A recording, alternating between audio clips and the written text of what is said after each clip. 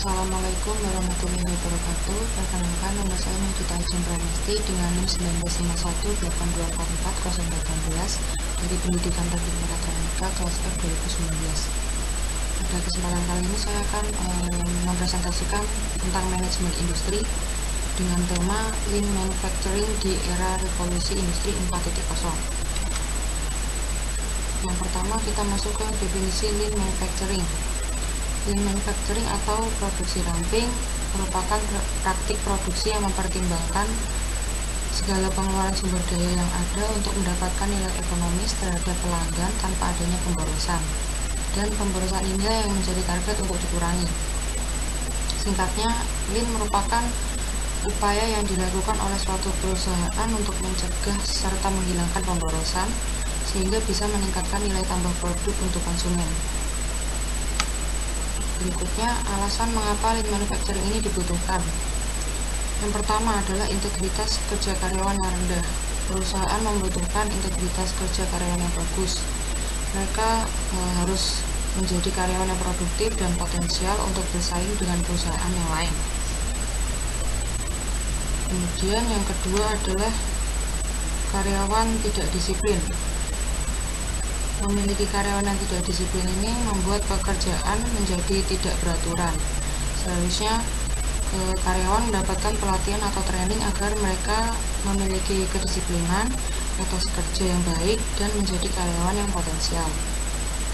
Lalu berikutnya yang ketiga adalah karyawan tidak mampu bekerja secara profesional. Dan yang terakhir adalah kurang pemanfaatan sumber daya yang dimiliki perusahaan untuk menghasilkan produk berkualitas.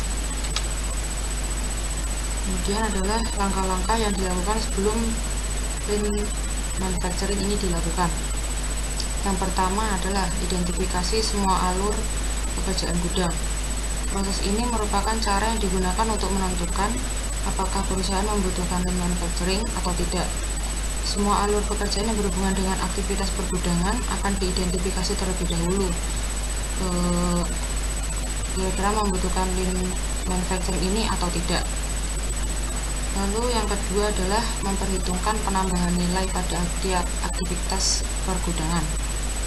Sebelum perusahaan mempertimbangkan apakah harus menggunakan Lean Manufacturing atau tidak, perusahaan harus memiliki penglihatan terhadap kemungkinan apakah ada penambahan nilai dalam aktivitas gudang atau untuk menghilangkan pemborosan. Setelah diperhitungkan apakah ada penambahan nilai atau tidak, baru perusahaan bisa memutuskan tentang konsep tersebut.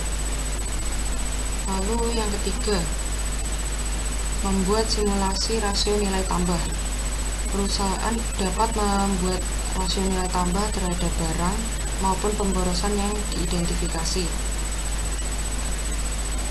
Dan yang keempat merupakan evaluasi dan implementasi. Untuk berikutnya kita masuk ke prinsip-prinsip Lean Manufacturing. Yang pertama ada Define Value Principle. Perusahaan dalam mendefinisikan nilai suatu produk berdasarkan pada kebutuhan dan kepuasan pelanggan.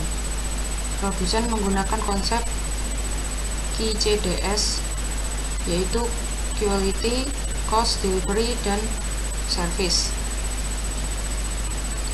Quality itu adalah komitmen perusahaan untuk memproduksi barang atau jasa berkualitas tinggi secara konsisten.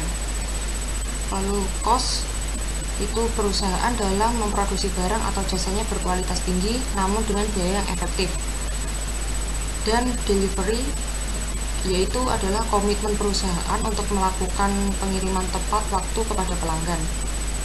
Berikutnya adalah service, yaitu komitmen perusahaan untuk memberikan pelayanan terbaik kepada pelanggan. Berikutnya adalah Waste Elimination Principle.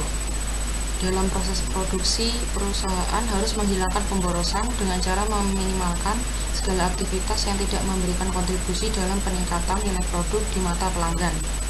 Terdapat 8 jenis pemborosan yang perlu ditekan oleh perusahaan manufaktur. Di antaranya adalah pemborosan biaya transportasi, pemborosan gerakan, pemborosan kelebihan persediaan, pemborosan menunggu, kelebihan produksi, proses, defect, dan juga keterampilan.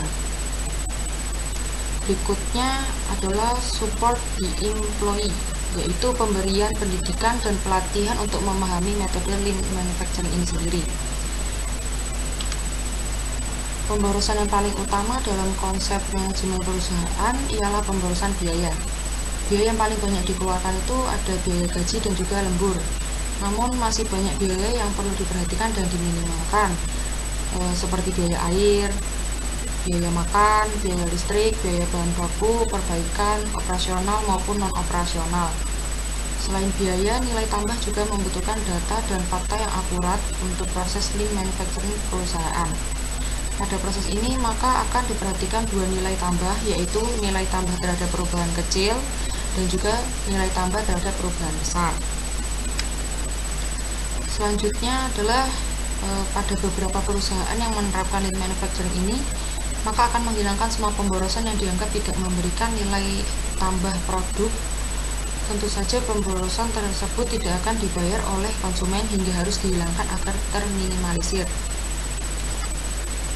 Contoh kasus dalam penanganan menggunakan lean manufacturing ini adalah dicontohkan ada perusahaan A memproduksi sepatu.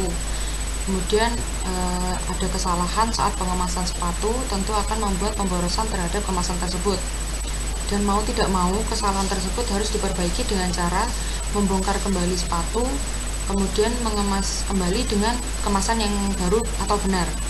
Dalam hal ini, kemasan yang tidak terpakai atau kemasan awal tadi tidak akan dibayar oleh konsumen.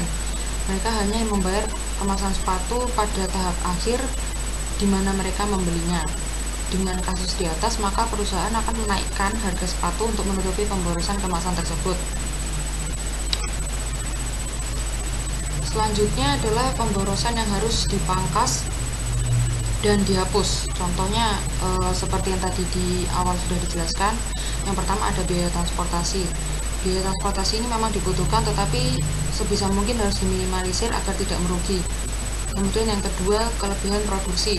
Tidak semua barang produksi dijual di pasaran. Sebagai alternatif, barang disimpan di gudang dan setelah disimpan di gudang maka barang kelamaan akan rusak. Yang ketiga adalah penambahan produk. Penambahan produk akan menambah biaya produksi yang lebih besar tentunya. Yang keempat, operasional. Kegiatan operasional perusahaan atau pabrik terkadang tidak semua bermanfaat dan menghasilkan nilai tambah terhadap barang yang diproduksi tersebut. Lalu yang kelima adalah persediaan. Terlalu banyak menyimpan persediaan atau pengadaan inventory di gudang, hal tersebut dapat mengurangi modal. Dan yang terakhir adalah barang cacat. Barang cacat tentu harus diganti dengan barang baru karena konsumen tidak akan mau membeli atau menerima barang yang cacat. Oke, selanjutnya adalah beberapa metode manajemen yang digunakan dalam lean manufacturing. Yang pertama ada value stream mapping.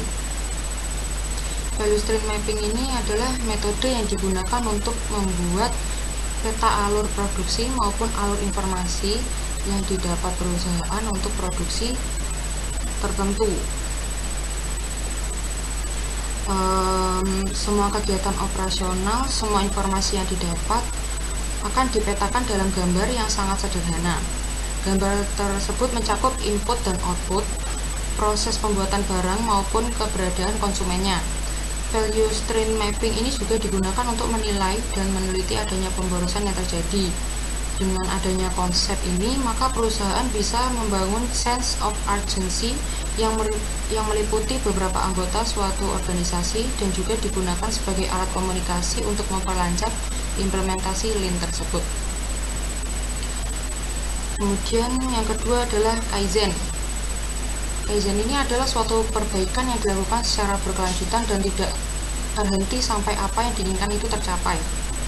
Perbaikan ini akan berkesinambungan untuk meningkatkan perbaikan terhadap produk. Proses maupun pelayanannya dilakukan sepanjang waktu.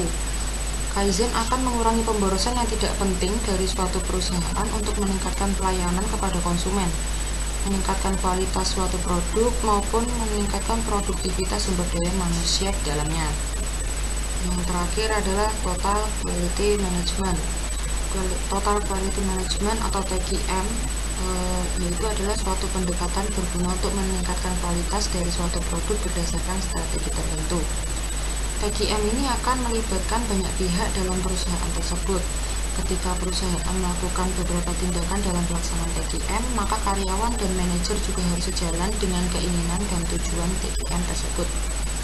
Dengan menggunakan konsep TQM tersebut, maka akan mudah bagi perusahaan untuk terus meningkatkan kualitas dan kepuasan pelanggannya. Oke, berikutnya adalah Lean di era Industri 4.0. Untuk dapat memaksimalkan potensi dan manfaat Industri 4.0, perusahaan manufaktur harus lebih dulu menerapkan prinsip Lean Manufacturing secara benar.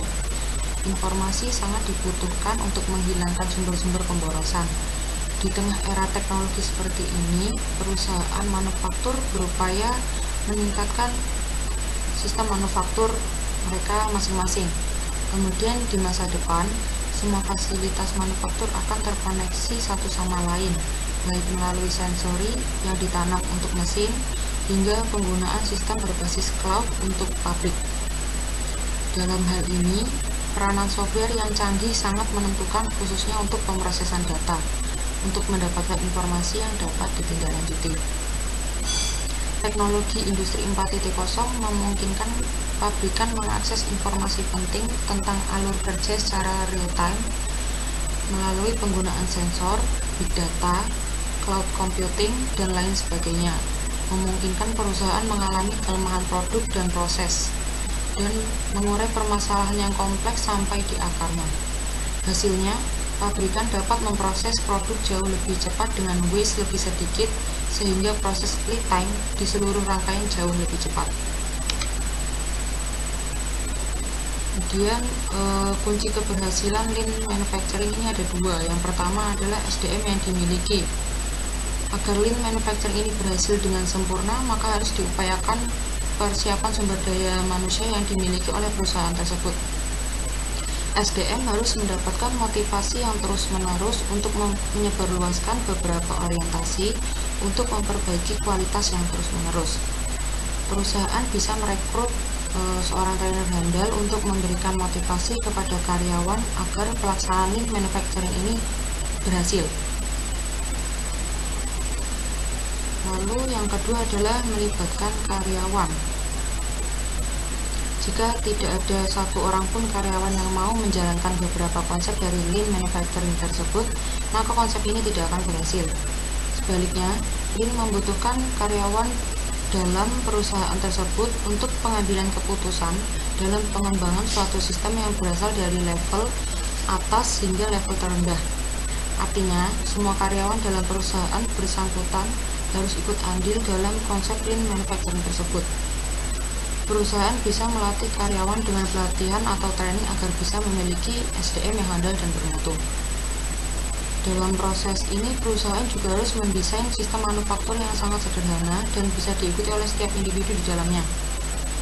Sistem desain tersebut juga harus terus ditingkatkan agar bisa terwujud Lean Manufacturing yang baik.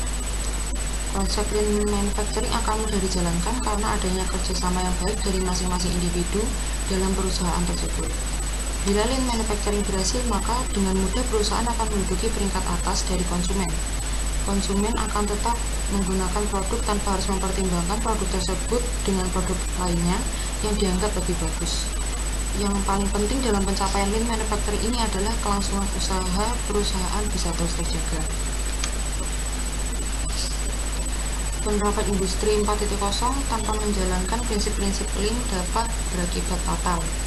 Kita dapat menerapkan teknologi pada proses yang tidak tepat, proses yang tidak memberi nilai tambah, automation pada proses yang justru menjadi kelemahan mesin, memiliki layout produksi yang tidak sesuai dengan prinsip value stream, gagal menciptakan aliran one piece flow, menumpuk banyak inventory dan produk, dan sebagainya. Dalam hal ini, ada dua hal yang harus diingat, yaitu tidak boleh meremehkan peran manusia dalam melakukan pemecahan masalah di proses produksi. Semua proses selalu membutuhkan evaluasi, adjustment, dan improvement yang berkelanjutan. Kedua, data yang buruk akan menggandakan biaya investasi. Investasi teknologi tidak akan berarti jika tidak memberikan peningkatan terhadap kinerja ROI. Sekian presentasi dari saya, kurang lebihnya mohon maaf. Wassalamualaikum warahmatullahi wabarakatuh.